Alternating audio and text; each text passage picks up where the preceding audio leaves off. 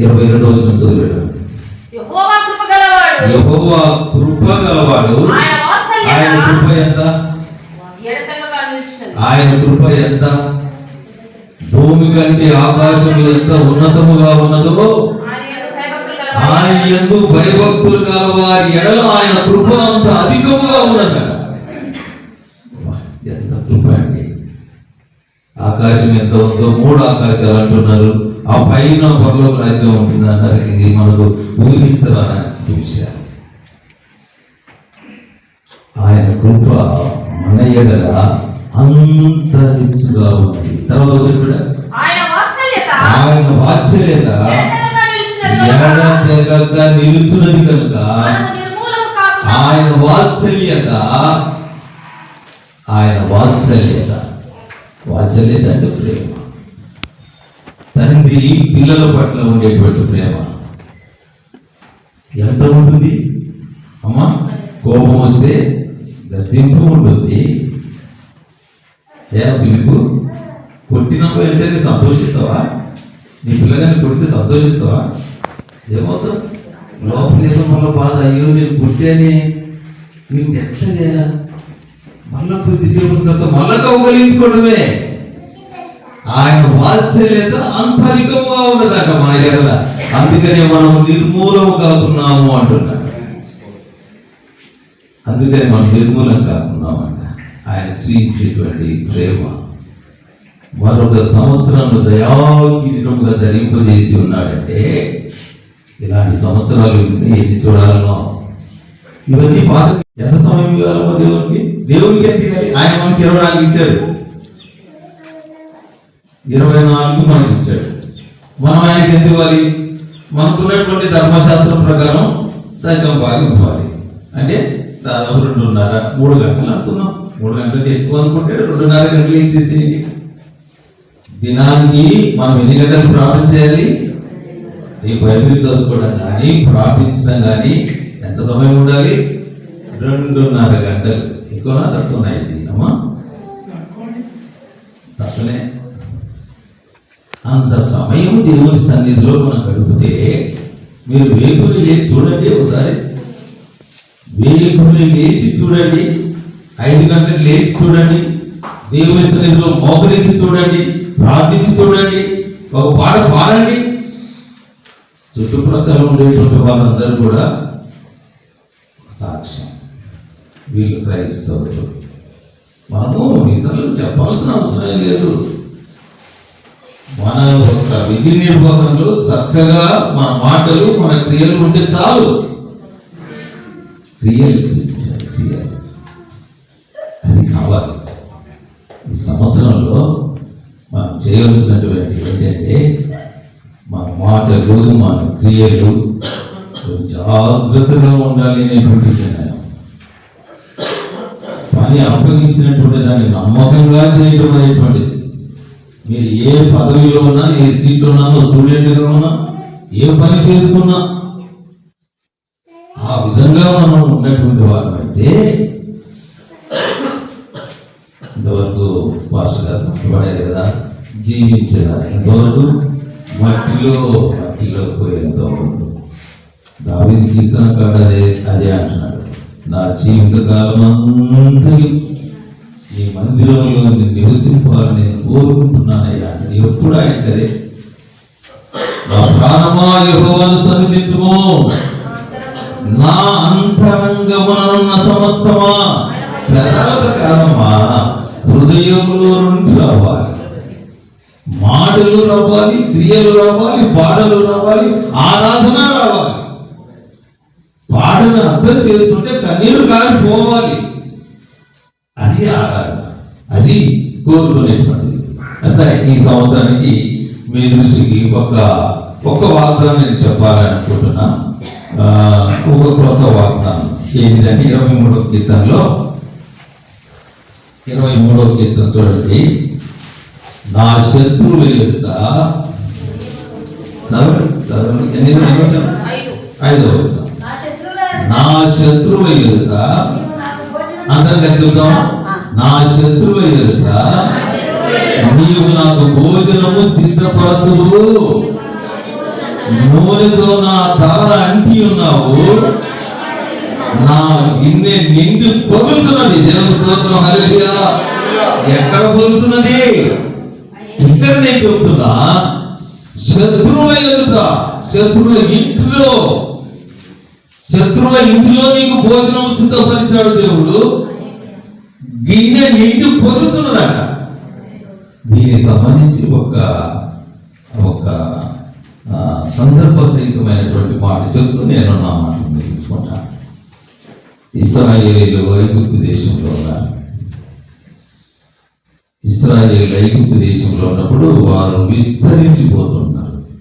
కేవలం 70 మంది మాత్రమే ఐగుప్తు దేశానికి వెళ్ళారు. ఇప్పుడు లక్షల మంది అయిపోయారు. ఏదైనా శత్రువులతో యుద్ధం జరిగితే జరగం కంటారు. నేను ఎట్లా చెప్తే మీరు మొదటి చూడమా.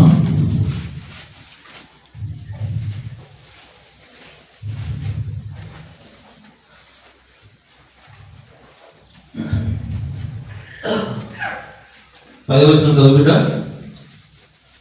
వారు విస్తరింపకుండునట్లు మనము వారి ఎడల యుక్తిగా జరిగించడండి.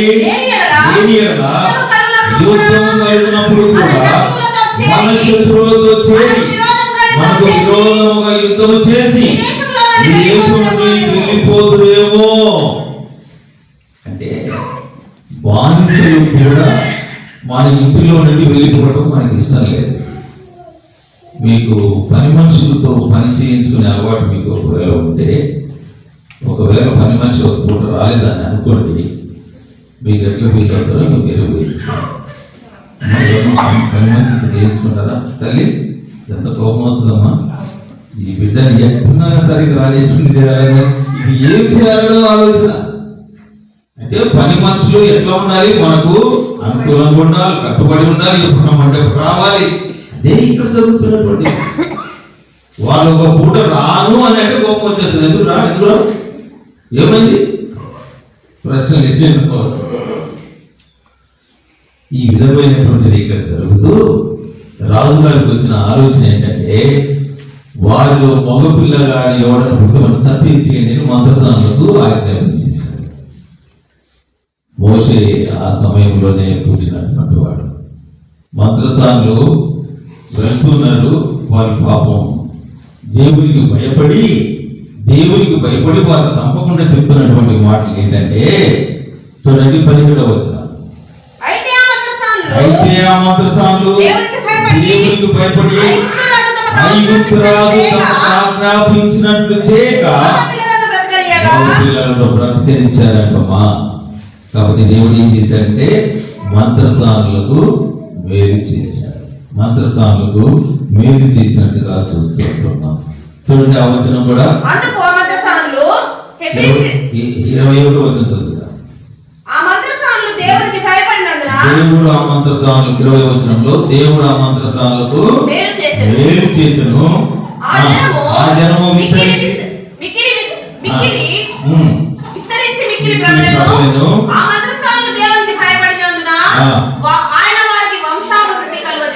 ఈ సమయంలో మగ పిల్లలే పుట్టకూడదు అని పుట్టిన వారిని చంపేటువంటి సమయంలో మోషే పుట్టడం 2వ అధ్యాయంలో మనం చూస్తున్నాం. తర్వాత వివరంగా చదువుకొని మీకు ఓపుకుంటే,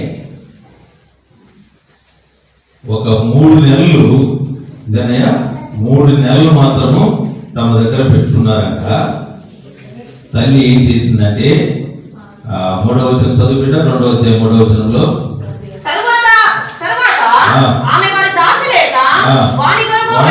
జమ్ము పెట్టి తీసుకుని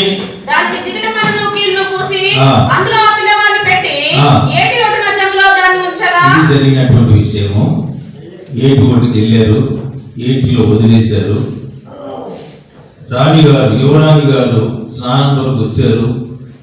ఆ పెట్టెని చూశారు. ఆ పెట్టెలో ఉన్నటువంటి బాలుడు బహు సుందరుడుగా ఉన్నాడు కాబట్టి ఆమె ఎంతో ఆకర్షితురాలై ప్రేమించి వెంటనే అక్క పరిగెత్తుకుంటూ వెళ్ళింది. అమ్మా, ఇతన్ని పోషించడానికి వరకు ఎవరన్నా తల్లి తీసుకురావాలన్నా తీసుకురా.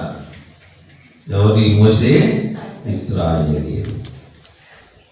ఇశ్రాయేలీయుడి ఇంటిలో ఇశ్రాయేలీయుడు ఇప్పుడు ఎక్కడికి వెళ్ళాడు? ఐగుప్తు దేశానికి వెళ్ళాడు. ఐగుప్తు రాజుగారి ఇంటిలో యువరాజుగా ఉన్నాడు. యువరాజు.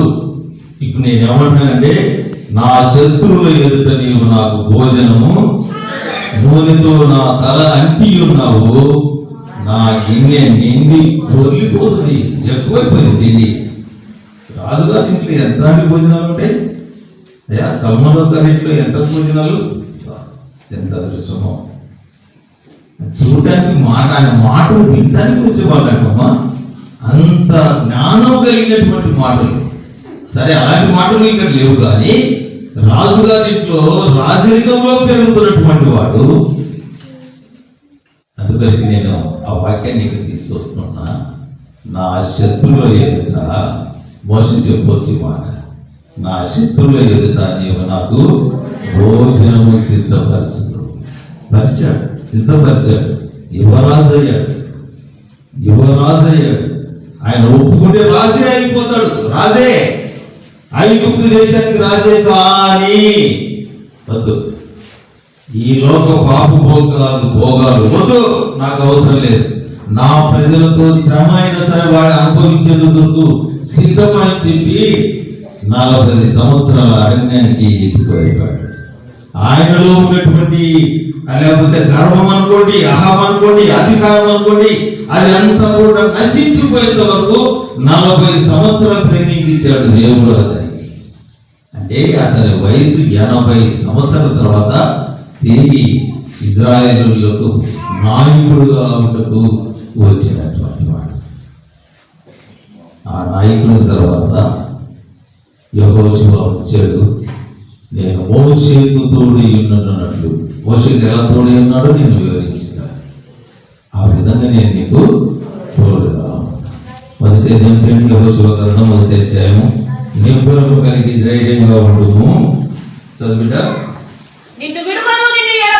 వాగ్దానం చేసినటువంటి దేవుడు నిన్ను విడవను ఎడబాయను, నిబ్బరము కలిగి ధైర్యముగా ఉండుము.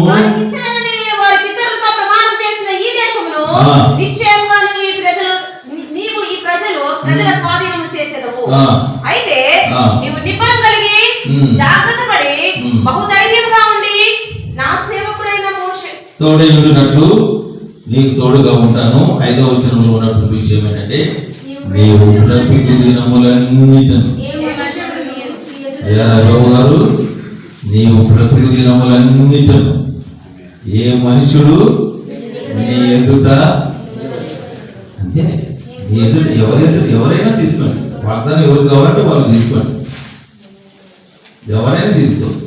మోషేకి ఇచ్చాడు దేవుడు, కానీ ఎవరికి ఇస్తాడంటే ఇక్కడ ఉన్నటువంటి మాట, ఒక మాట చెప్పి నేను కోరిక చేస్తాను. చూడండి, 8వ వచనం 1:8, ఈ ధర్మశాస్త్ర గ్రంథమును నీవు బోధింపక తప్పిపోకూడదు, దానిలో వ్రాయబడిన వాటన్నిటి ప్రకారం చేయటకు జాగ్రత్త పడుము.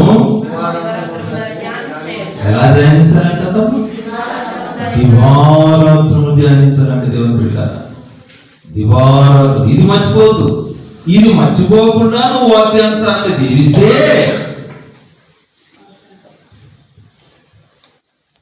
ఏ మనుషుడు నీ ఎదుట నిలవాలి. అది వాగ్దానం. వాగ్దానం తీసుకున్నారు, పరిగెత్తుకుంటూ పోతే కాదు, దానికి అటు ఇటు ఉంటుంది, కండిషన్ ఉంటుంది. మీరు ఏదైనా వస్తువు అనుకోండి, కండిషన్ ఉంటుంది. ఇది కూడా అంతే. ఏ మనుషుడు నీ ఎదుట నిలవలేడు అనేటువంటి దానికి ఏంటంటే, ధర్మశాస్త్రాన్ని దివారాత్రము ధ్యానించాలి. 1 కీర్తన 2వ వచనం చదువుకుంటా. 1 కీర్తన 2వ వచనం.